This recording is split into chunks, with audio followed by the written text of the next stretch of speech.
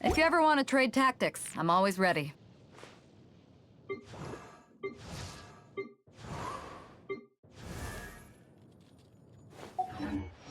Hanfeng's Ironmongers, here to serve.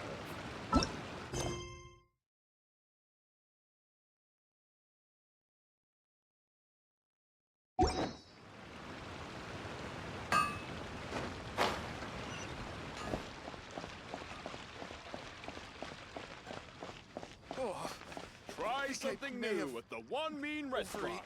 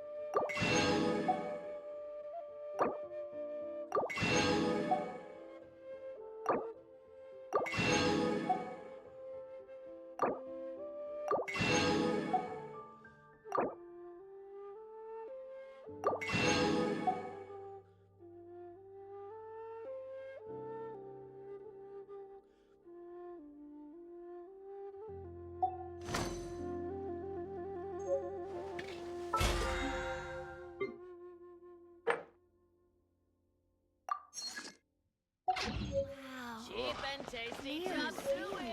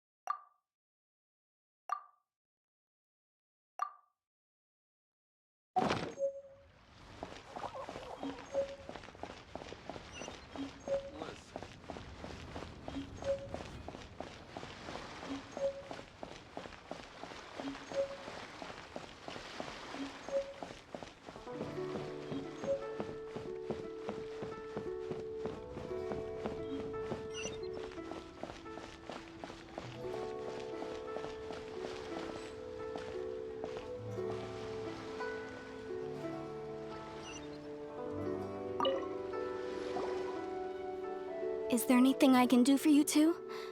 I'm afraid that Wangsheng funeral parlor isn't in the best state to receive guests. We've come to see Zhongli. Could you please tell him we're here? Unfortunately, Zhongli isn't here at the moment.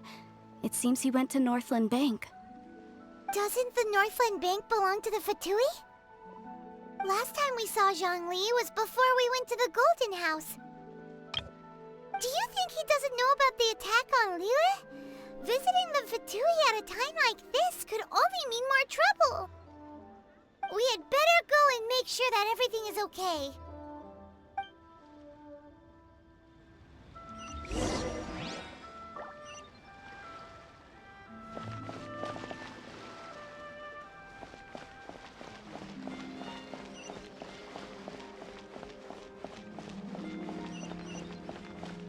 The key here is consumer psychology. Bad news for my purse. Thank you. What should I put in? Have some new items in.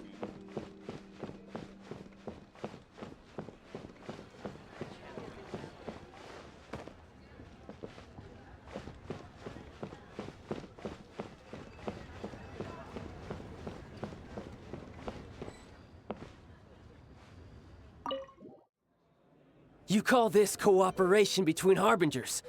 Cooperation involves communication, you know. Don't take it to heart, child.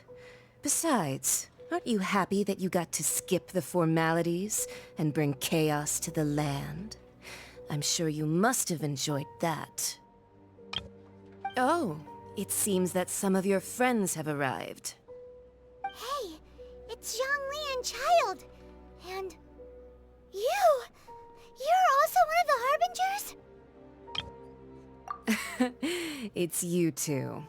I believe we've met once before. In the city of Bards, was it? I'm glad you still remember my name. Ah, right. I imagine that it must have been rather hard to forget watching helplessly as something precious was snatched away from your friend. Well, if it isn't you two. This is our first time seeing each other since Liyue was nearly wiped off the map. This is certainly a bit awkward, wouldn't you say? Paimon knew that we should never have trusted a Fatui Harbinger. Oh, now don't say that. Sure, I may have misled you, but I never had anything against you personally. Besides, I thought we were getting along quite well together, didn't you? Except for that little tussle we had at the end. Nothing personal. We just have different views, that's all. Of course, you may very well hold this against me, but that's up to you. The real deceivers here are Signora and Zhongli. Curse them for leading me on. So actually, I think... Stop wasting time, child. There'll be plenty of time to chat once I'm through here. You remember the agreement, Morax. Now, if you would be so kind. The Gnosis, please. What in the world are you talking about? The contract is fulfilled. That which thou seeketh is now bestowed unto thee. For my promise is solid as stone.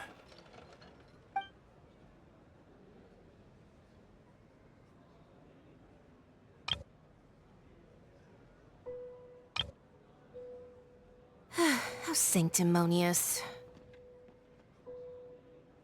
What? So you're the Lord of Geo? No, wait. That's an exciting twist and all, but why give the Gnosis to the Fatui? I do not give it for free. I give it as agreed upon in the contract, for it is a matter solely between the Tsaritsa and I. Yeah, you don't think you went a little bit too far with that whole fake death thing? Everyone was preparing the ceremony for you, and splat! This big dragon falls out of the sky, and all of Liyue goes into an uproar. Talk about a disaster. Gathering all the forces that had been bubbling behind the scenes, and then stirring them together in a pot that was bound to boil over. That's what he wanted to see, am I right?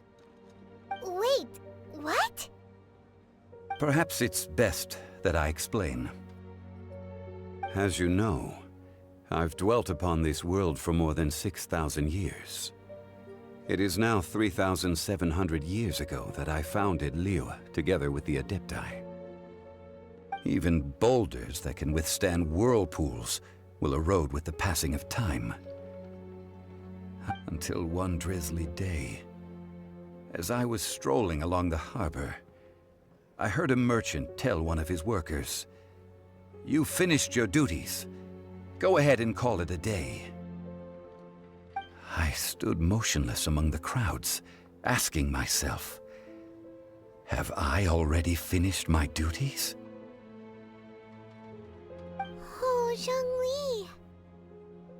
But as I began to consider relinquishing my divine role, I soon discovered that many reasons still remained to not hastily depart. Was Liyue, the city I had dwelt in for so long, already prepared to enter its next age? I decided that a test was needed in order to reveal the answer. So I feigned my own death, and gathered the cast of Childe, the Adepti, and the Liyue Qixing to play their roles together on the stage that was Liyue.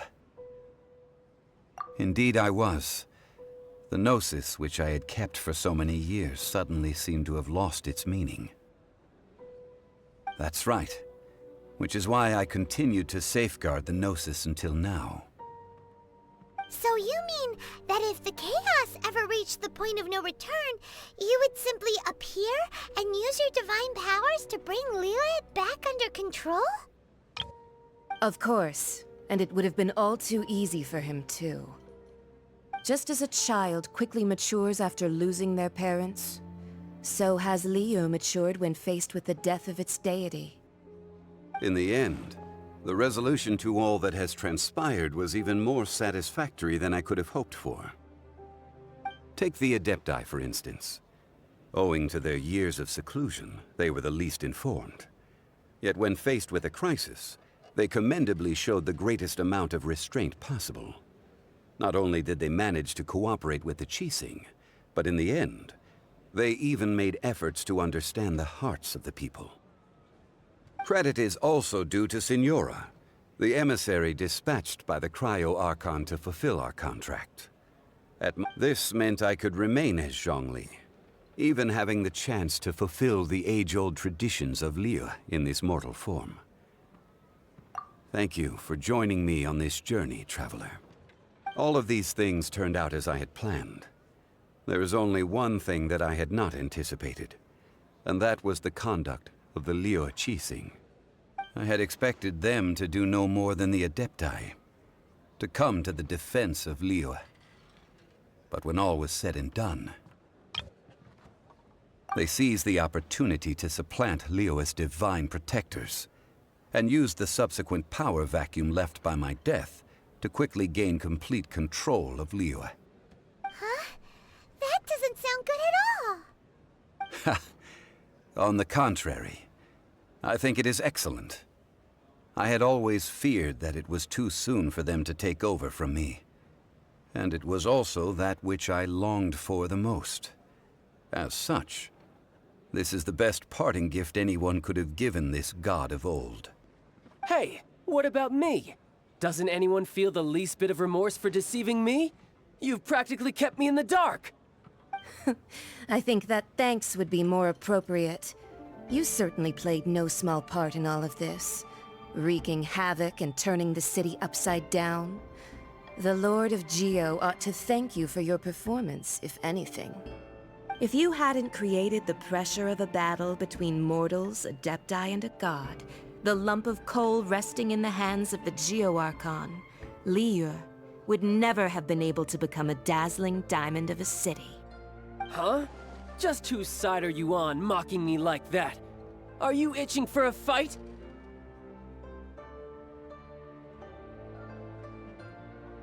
Hey, haven't you learned the Liyue saying, don't always call it as you see it?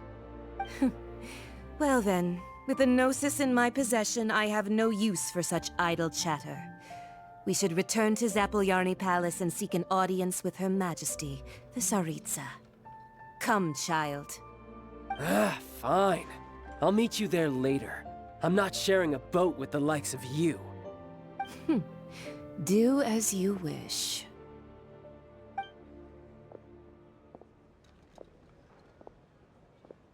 Now then, is there anything else you wish to ask me? Right! As Zhongli always told us, a good trade is a fair trade. Paimon has no idea what could be a good trade for a Gnosis. Realistically speaking, there is no such thing. Huh? However, I am the god of contracts. For thousands of years, I have made countless contracts. If the deal was of no benefit, then I certainly would not be inclined to agree to it. My agreement with the Cryo Archon will be the last of my contracts as the Geo Archon. My contract to end all contracts. As for the bargaining chip that the Tsaritsa used to balance the scales, uncover that answer for yourself in your future journeys.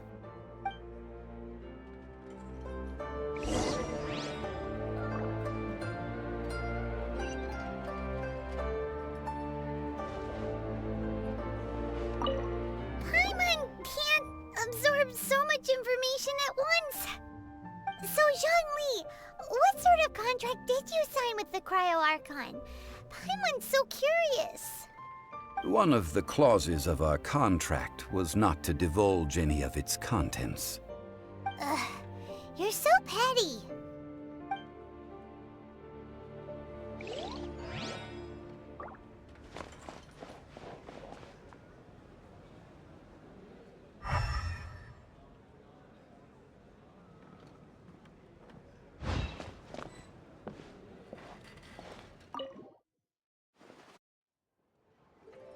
Today's the day of the Rite of Parting.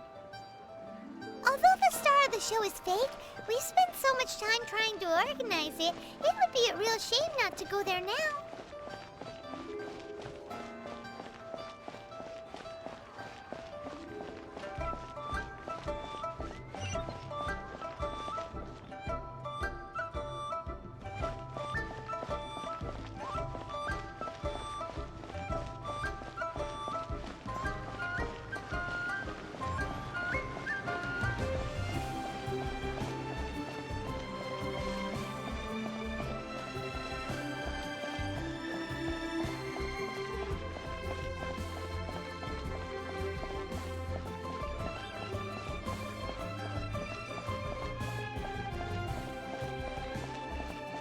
This is a peaceful neighborhood.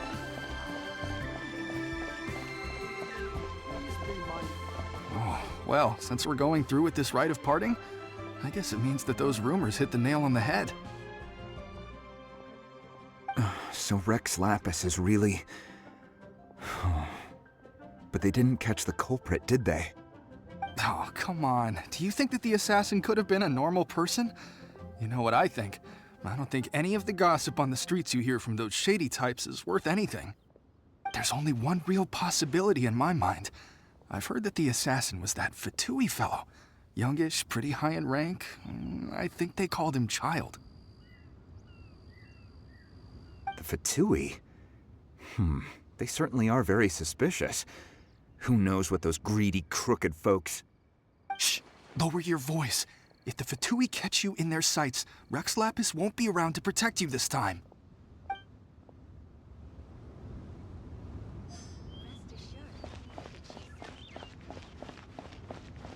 You know that god from the ocean couldn't have just shown up out of nowhere.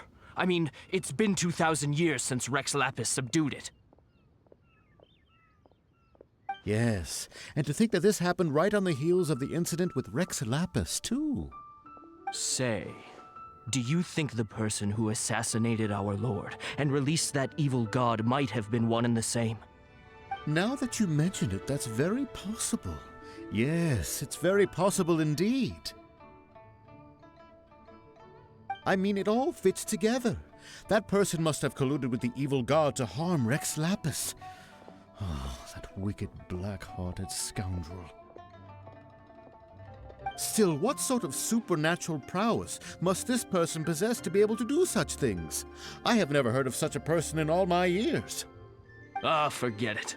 Guessing's no use to us. Look, the Millilith over there looks like he's about to make an announcement. Let's hear what the Ministry of Civil Affairs has to say first.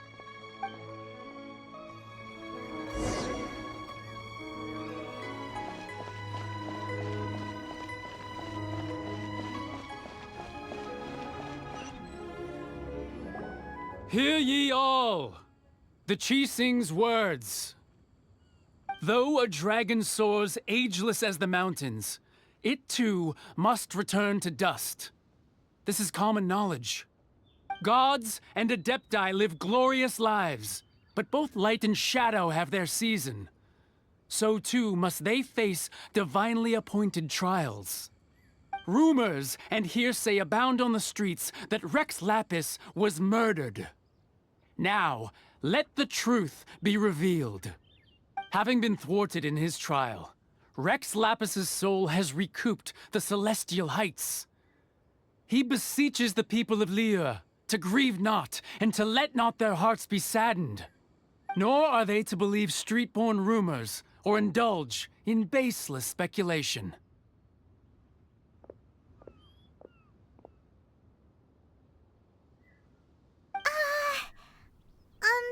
Paimon needs a translation on what the Qixing's announcement said. So that's how they're spinning it. Something feels off. Why would they suddenly give up looking for the murderer? Not to mention how this excuse sounds like something they just made up on the spot. Could the Qixing already have known that Rex Lapis wasn't dead? But Zhongli said that neither they nor the Adepti knew anything. Did Zhongli tell them in secret after his gnosis changed hands? Exactly, right? Ooh, seems like the Rite of Parting has been going on for a while now. Let's go have a look.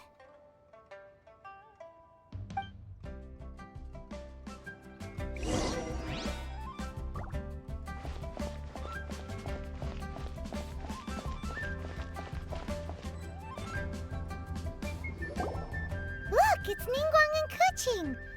Are they saying something? Are their speeches over? As said previously, Rex Lapis's soul returning to the heavens is the end of the contract. And it is also the end of an era. 3,700 years of contracts burnt and reduced to ash. We, the people of Liyue, were indeed prosperous. But blinded by our prosperity, we forgot that time can be pitiless. The long, unending dream of our Archon walking among us. Now that we have awoken from our dream, we must learn to say farewell. Will you stand with us as we re-establish our contracts? As we build a new age of prosperity? So concludes the words of Her Eminence the Tianquan. Does Her Eminence the Yuheng have anything to add?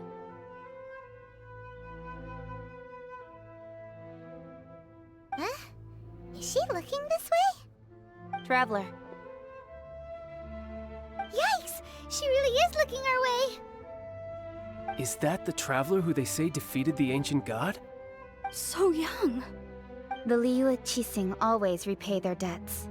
And as you have heard, our eyes see far and our reach is long. Name your price. You deserve that much. Whoa!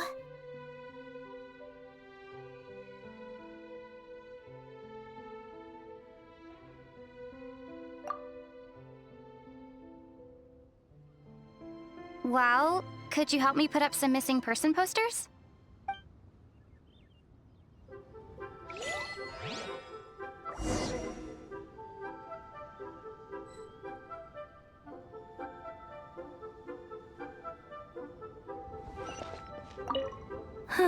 And to think I'd put my best perfume on before coming here, thinking you'd like it. But it seems as if those perfumes really were meant to be offered to Rex Lapis. Well, that's fine. Suffer no rivals in love, they say. And that's 3 gone in 1 stroke.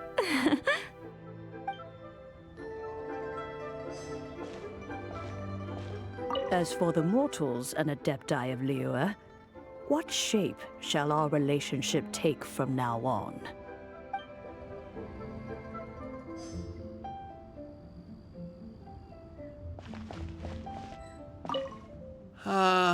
Rex Lapis. Rex Lapis. Now that I think about it, if everyone's of the same mind as me, perhaps mementos for Rex Lapis might be the best short-term business opportunity.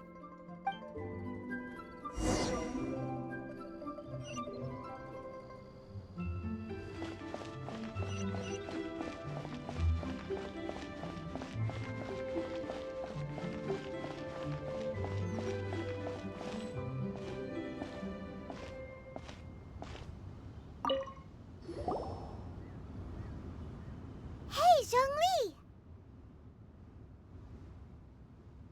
Look at this. Everyone in Liyue is caught up in their emotions, thinking that they'll never see Rex Lapis again. And here you are looking all relaxed. Why would I not feel more at ease after laying down the burden I have borne for 3,700 years? Right. If the 2 of you can spare the time, I should treat you to a meal at the Xinyu kiosk. Ha! That sounds like big talk, Zhongli. Paimon might have believed you if you were treating us to some 3rd-round knockout, but you'd have to pay out your nose just to stand inside Xinyu kiosk. Are you sure you can afford it? You're right. I do like the Mora.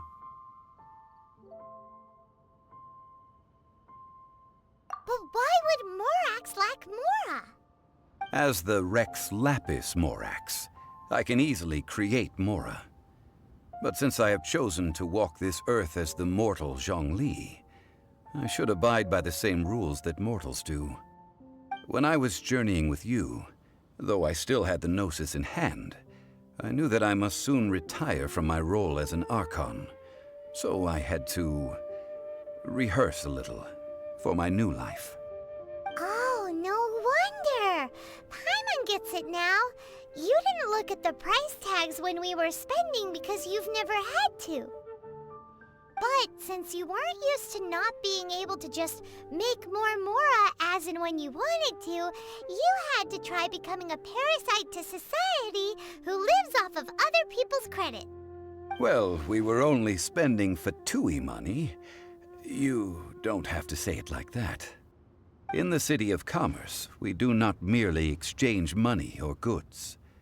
We also exchange knowledge, memories, and foresight, as well as positions, roles, and lives.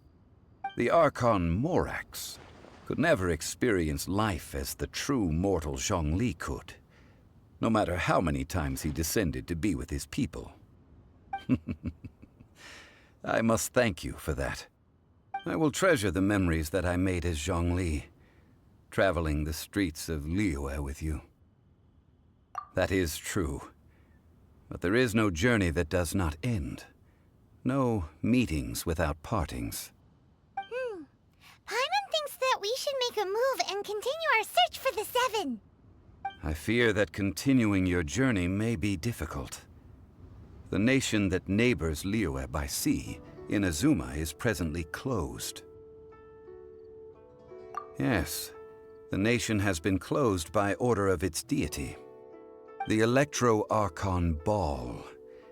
And just as the people of Liyue preferred to call me Rex Lapis, she too goes by another name among locals in Inazuma.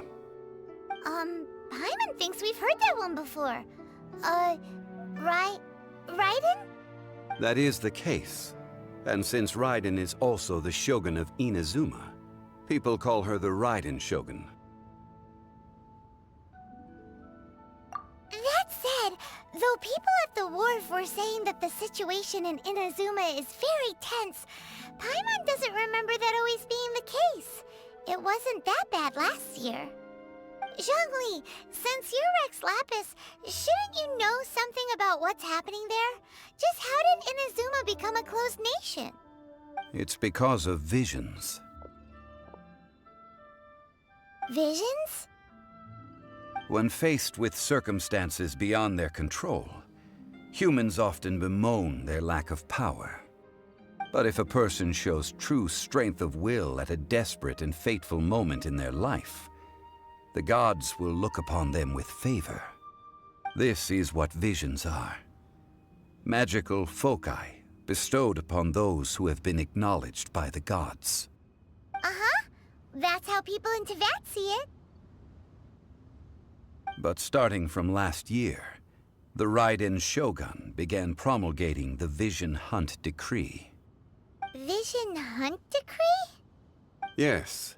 It was an order to seize all visions within Inazuma's borders, and to inlay them upon the hands of the statue of the omnipresent god. They want to seize visions. But why? Aren't visions blessings from the gods? I should think that in the Raiden Shogun's eyes, it is precisely because they are divine blessings that they should be under the sole dominion of divinity. Whoa, that's harsh. The Anemo Archon is the god of freedom, and the Geo Archon is the god of contracts. For her part, the Raiden Shogun is the god of eternity. It seems as though she has finally decided to eliminate any unstable elements that could pose a threat to her eternal realm. The fact that even I, the oldest of the seven, have now passed away, will only strengthen her resolve to pursue eternity. Knowing her, she must have again quoted that adage she is most fond of when proclaiming that decree to her people. 7 ideals for 7 gods, and of these, eternity is nearest unto the heavenly principles. All right then. Was there anything else you wish to know? Ah, that was a good one. Failing a divine trial. How they came up with that excuse, I will never know. That said, the reason why the Qixing were so eager to resolve the incident and stop pursuing the culprit was indeed because they received news in secret that Rex Lapis was not dead. I hinted as much to the Adepti as well. How did I accomplish that, you ask? Have you ever heard of this particularly convenient Adepti art known as gifting dreams and visions? All right then. Was there anything else you wish to know? Yeah, about that. Before the Qixing made their announcement, we listened to a lot of people talking on the way. Most of them put the blame for everything on Childe. These are indeed false accusations.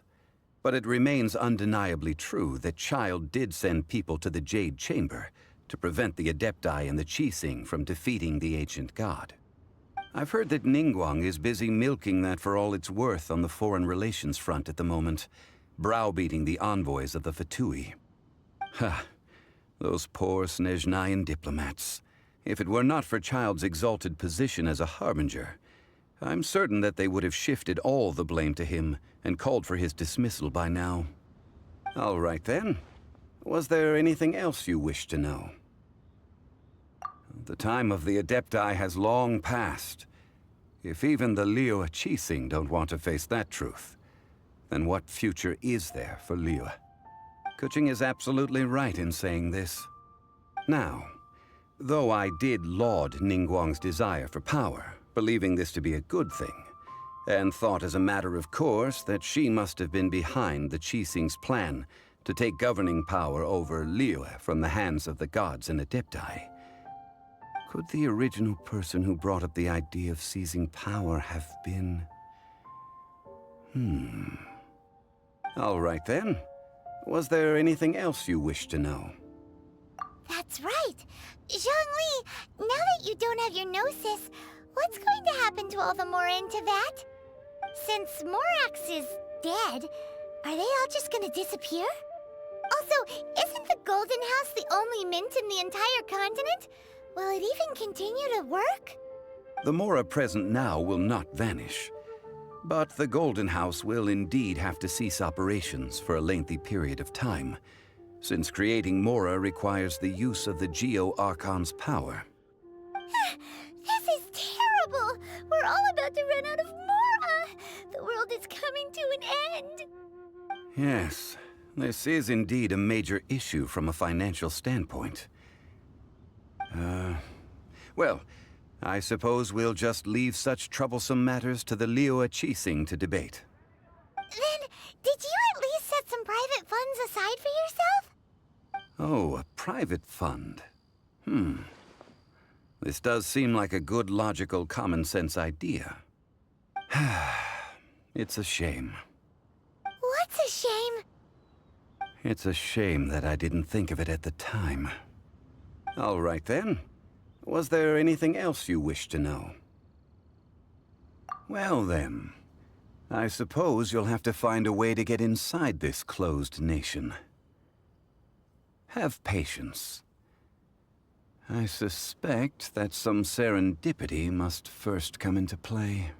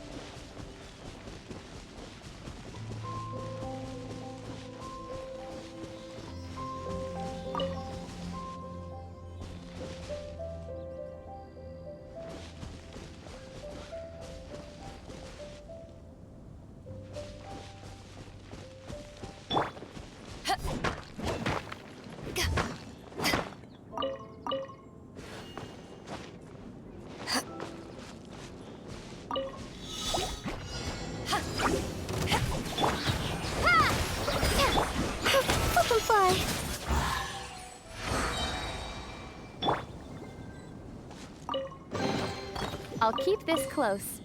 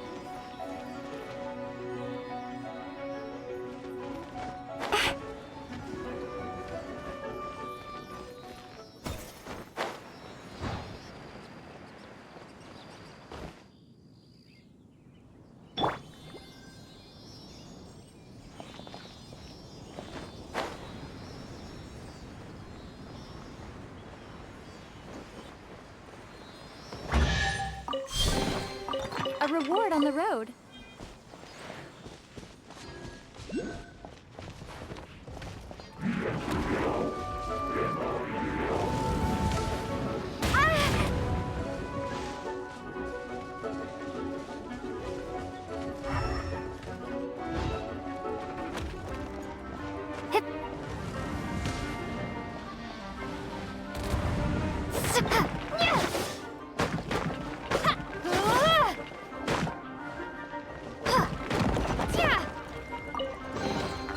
Is this an answer from this world?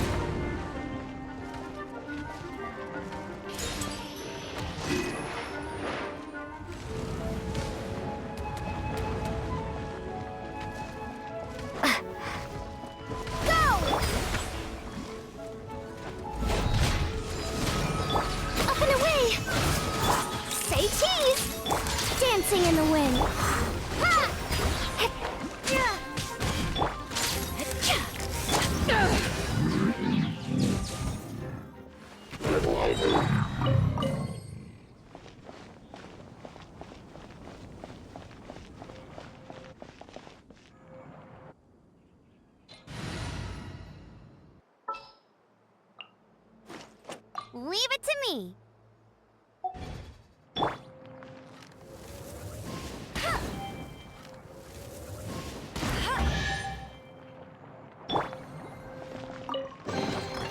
I'll keep this close.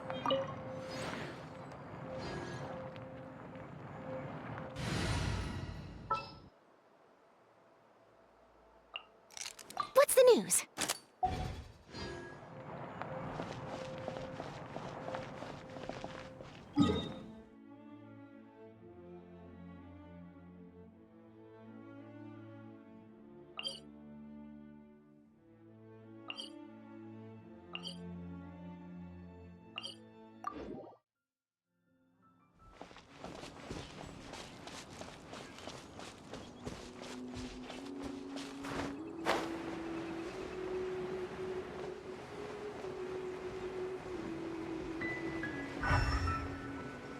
Are you?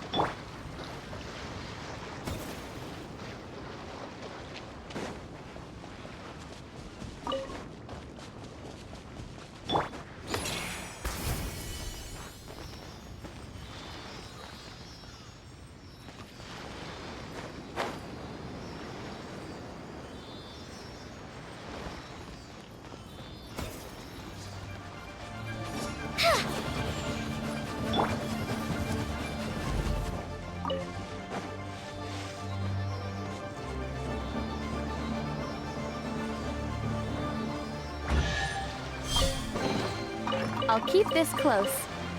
Prepare yourself.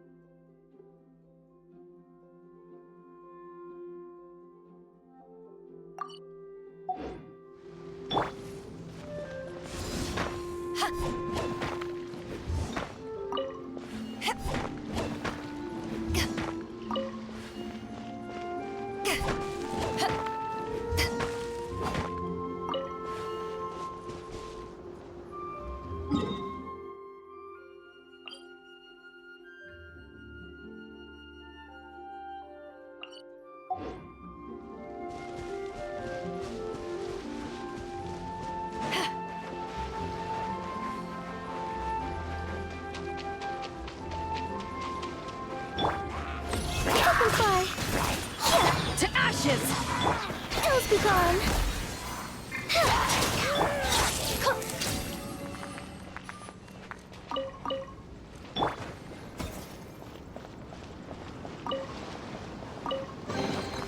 I'll keep this close.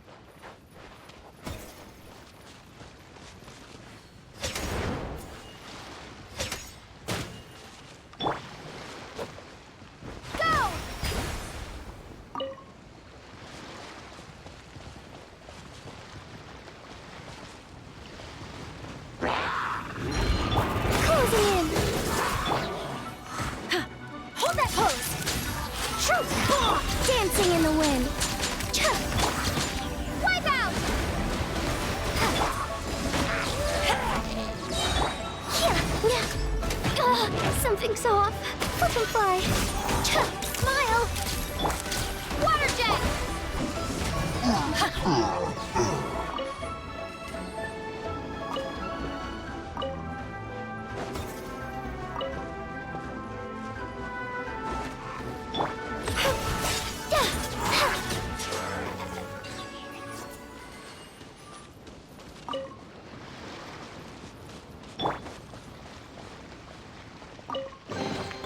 Is this an answer from this world?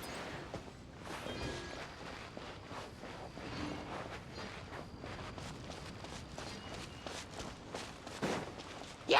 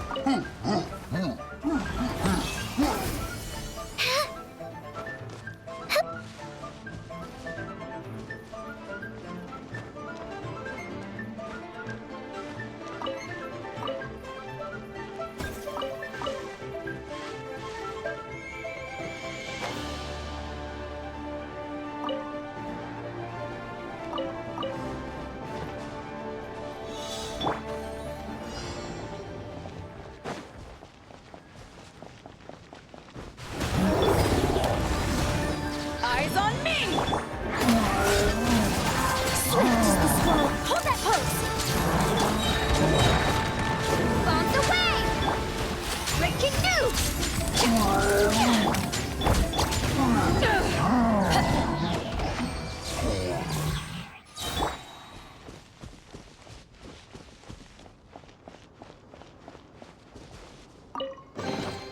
Is this an answer from this world?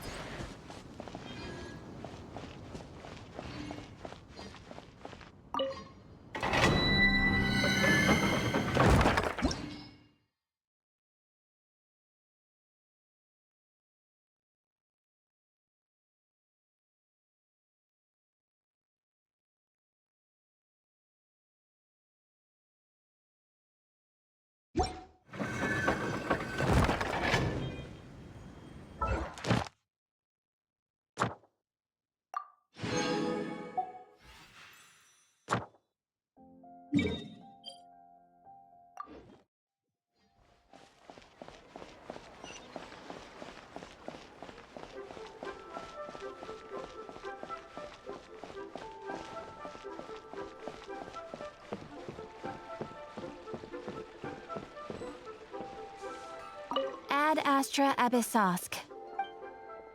Thank you for completing today's commissions. Ad Astra Abyssosk.